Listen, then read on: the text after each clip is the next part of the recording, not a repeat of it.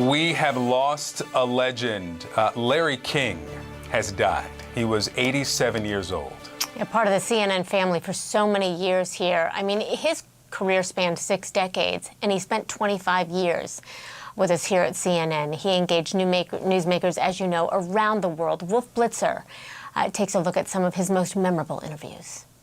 He was the king of talk. Larry was the face of CNN. From presidents to professional athletes. You still face racism when you play? Music royalty. How do they tell you you're going to be a knight? To actual royalty. Movie stars to murderers. What's it like to kill someone? Heads of state to captains of industry. Is that a logical expansion, Bill, for Microsoft?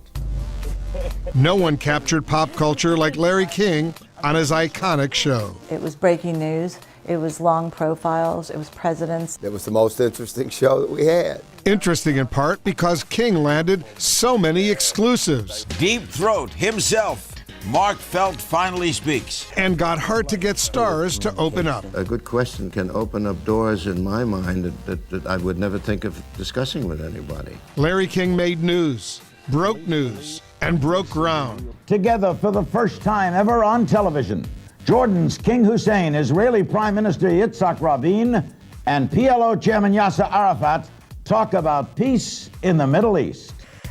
In live TV, anything can happen. Feels like a leg. Okay. Look at this. Remember this? Get better! It's not gonna hurt Only a lizard. And on Larry King Live, it certainly did. Goodbye. Goodbye. He got up close and personal in more than 50,000 interviews across a career spanning more than 6 decades. Not bad for a Jewish boy from Brooklyn, born in 1933. Back then, he was Lawrence Zeiger. My father died when I was 9.5. I was on relief for 3 years. I dreamed of being on the radio one day. That's all I ever dreamed of. That dream came true in the 1950s in Miami, Florida. New city, new job, and a new name, courtesy of his boss. He's got the Miami Herald open, and it was an ad for King's Wholesale Liquors. And he says, "That's your name, Larry King." In the late 70s, King hosted a show airing coast to coast. Mutual Radio presents The Larry King Show. A national audience got to know King and his knack for lively conversation. What you want in an interview is a passion, a sense of humor, ability to explain what you do very well, and a little bit of a chip on your shoulder.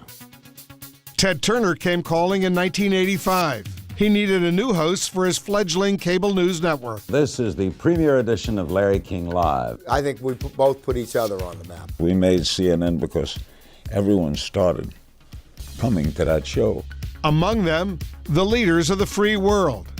I don't want to dwell on the Watergate thing. You might well have been reelected if you didn't pardon Richard Nixon. What are you proudest of? What is it like to be shot? Former CNN White House producer Wendy Walker oversaw King's show for 18 years. Larry talked to all the presidents, and I think they all felt very comfortable talking to him. Do you still like this job? Nobody knew if Larry was a Republican or a Democrat. He had no agenda. One frequent guest even filled in for Larry before moving on to other things. I'm Donald Trump, sitting in for Larry tonight. Trump was a great guest because he was a character, but president, I never thought of him as president. Larry King Live had an international audience. Global leaders knew if they talked to King, they talked to the world. Terrorism depends on... Who wins? That's right. I was called a terrorist yesterday, but then I came out of jail. Many people embraced me, including my enemies. Was there a Holocaust? You want to impose your viewpoint on me? No, it's not a viewpoint, it's a question. I normally don't like to get argumentative, but that really threw me off a loop.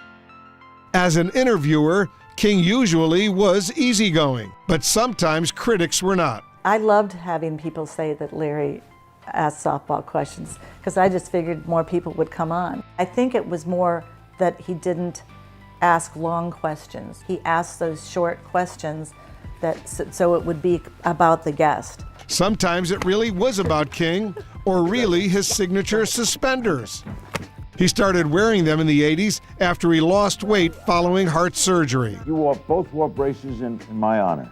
That's right. We certainly did. We wanted to, just because you always wear these things, Sometimes the show focused on more serious subjects. Welcome to a special edition of Larry King Live, the North American Free Trade Agreement. Like the historic NAFTA debate he moderated in 1993. It was Larry's most watched show on CNN. How do you stop it without NAFTA? Give me your whole mind. Yeah, I'm listening. Okay. I haven't heard the answer, but go ahead. That's because you haven't quit talking. Paul clearly won that debate. And Clinton called me up the day after that, and he said, I owe you, big time. June 1994, another historic TV moment unfolds while King is on the air. Police believe that O.J. Simpson is in that car. The slow-speed chase gave way to the trial of the century and one of the biggest stories of King's career. The O.J. Simpson story was the first reality TV. Now, live from Los Angeles, here's Larry King. After court wrapped up for the day, key figures in the trial headed to King's show night after night. We ended up knowing all the players from Johnny Cochran. A lawyer doesn't have to believe his client did or didn't do something, correct? To Marcia Clark. Did you say we are fighting a losing battle here? You bet. It was such a shocking, amazing story that we covered it from the beginning until the end. When it was over, even the man at the center of it all went to King first. With us on the phone now is O.J. Simpson. So many of my friends have told me that you've been fair in hosting your show and bringing the points of view from both sides. Covering the trial from Los Angeles affected King's personal life. That's where he met his seventh wife, Shawn. They were together more than 20 years before filing for divorce in 2019, but his longest relationship was with the microphone. I was in love with what I was doing. You know why?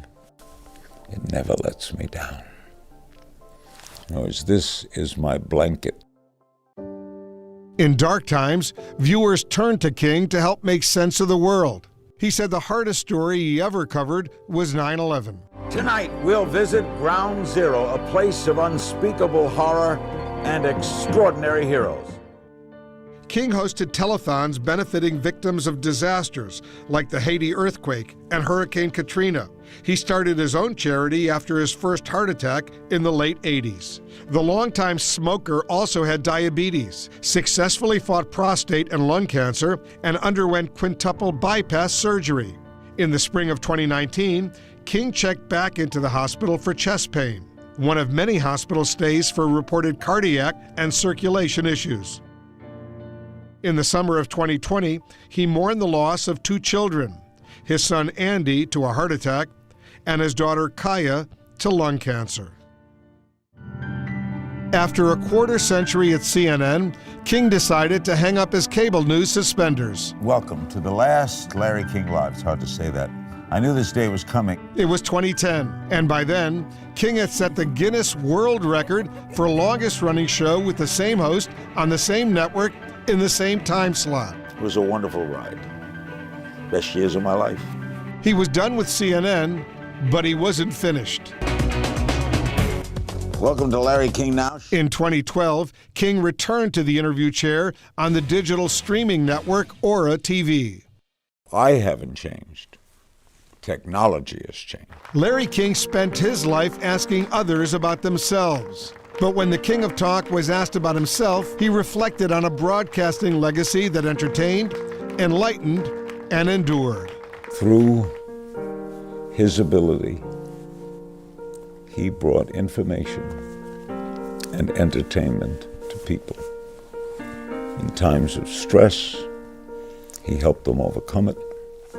Times of joy, he helped them enjoy it. Loved every minute of it. Let's bring Brian right in. Brian, good morning to you. First, your reaction to this news that Larry King, at age 87, has died. There will never be another broadcaster like Larry King. He is a national and international treasure. And I know that so many viewers, listeners, hearing about his death have their own memories, their own favorite episodes, their own favorite interviews. But it's also about the body of work that he was able to produce over so many decades. The sense that at 9 p.m. Eastern Time, 6 p.m. out west, You knew he'd be there every night for 25 years, no matter what was happening.